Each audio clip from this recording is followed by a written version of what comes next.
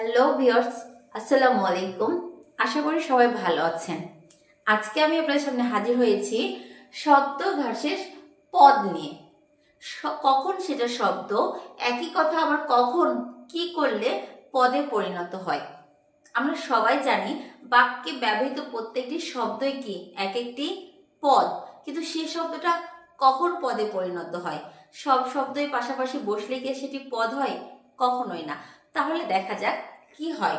দেখেন, শব্দ মা, শিশু, চাঁদ, দেখা।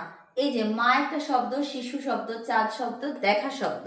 তাহলে কয়েকটা শব্দ পাশাপাশি বসে যেমন বাক্য হয় না, তেমন ঠিক বাক্যে ব্যবহৃত প্রত্যেকটি শব্দই কি হয় না? পদ হয় না। এর জন্য কি দরকার দেখেন, একটা সম্পর্ক, একটা লিঙ্ক যাকে বলে, যে একটা শব্দের সাথে আরেকটা শব্দের যে একটা সম্পর্ক তৈরি হচ্ছে, এই সম্পর্ক যখন তৈরি হয়ে যাবে তখনই সেটি কি হবে? পদে পরিণত হবে। দেখেন, এই যে এই শব্দগুলোকে আমি একটু লিঙ্ক করে দিই, এদের সাথে কি একটু কানেক্ট করে দিই। দেখেন, মা শিশুকে চাঁদ দেখাচ্ছেন, এইগুলোই কিন্তু শব্দ। শুধু আমি একটু কি করেছি, লিঙ্ক করেছি কিছু অতিরিক্ত শব্দ দিয়ে। দেখেন, শিশুকে এখানে কে দিয়েছি, দেখাচ্ছে চয়েছে যুক্ত একার দন্তান্ন ছেন। এই দুইটা জিনিসের মাধ্যমে আমি কি করেছি, শব্দগুলোর সাথে শব্দগুলোর একটা লিঙ্ক বা একটা সম্পর্ক তৈরি করেছি।